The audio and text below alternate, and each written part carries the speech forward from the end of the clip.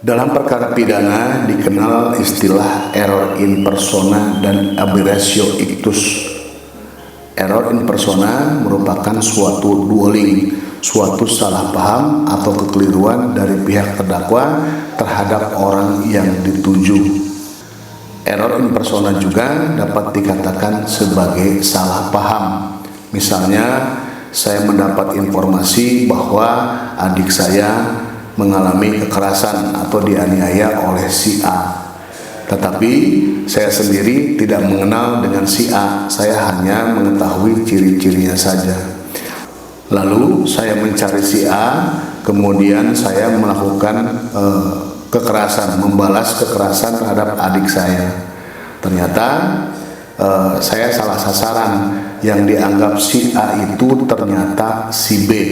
Karena saya tidak mengenal si A dan hanya mengetahui ciri-cirinya saja. Dalam keadaan semacam ini, sesungguhnya saya tidak mempunyai niat atau kesengajaan untuk melakukan penganiayaan kepada si A. Karena maksud saya adalah melakukan kekerasan ataupun penganiayaan terhadap si B.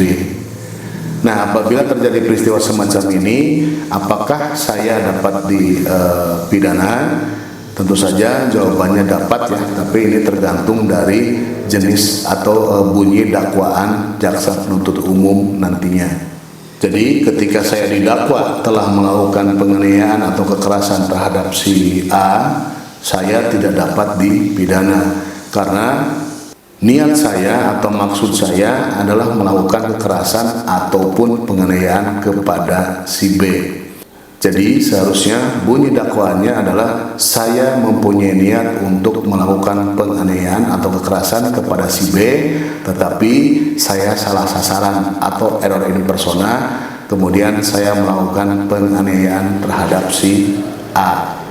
Kenapa demikian? Karena saya tidak mengenal si B dan si A itu saya anggap si B karena ciri-cirinya seperti apa yang diucapkan atau apa yang didapat informasi dari orang lain, sehingga dapat dikatakan bahwa tindakan saya telah mengalami salah sasaran.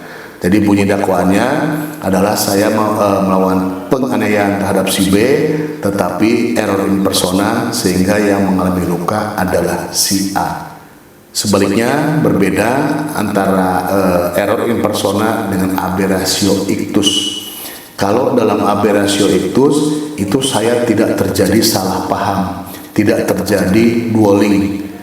Perbuatan saya dikatakan sebagai aberratio ictus, misalnya saya memang mempunyai niat untuk melakukan penganiayaan terhadap si A dengan cara memanah misalnya.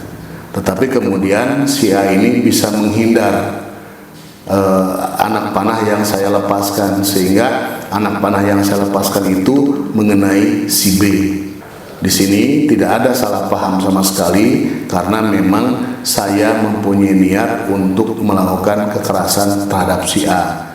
Tetapi niat saya berbeda hasilnya dengan apa yang terjadi karena ternyata anak panah yang saya lepaskan itu mengenai si B karena si A dapat menghindar. Dalam hal ini saya dapat dikenakan pidana tentunya ya, tetapi dalam dakwaannya tetap saya mempunyai niat untuk melakukan kekerasan terhadap si A yang pada akhirnya mengenai si B karena si A bisa menghindar. Itu beberapa perbedaan antara error in persona dan aberratio ictus. Jadi sekali lagi, kalau error in persona itu saya salah sasaran.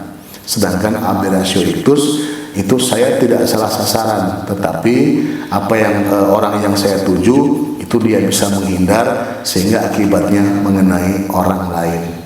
Demikian, terima kasih.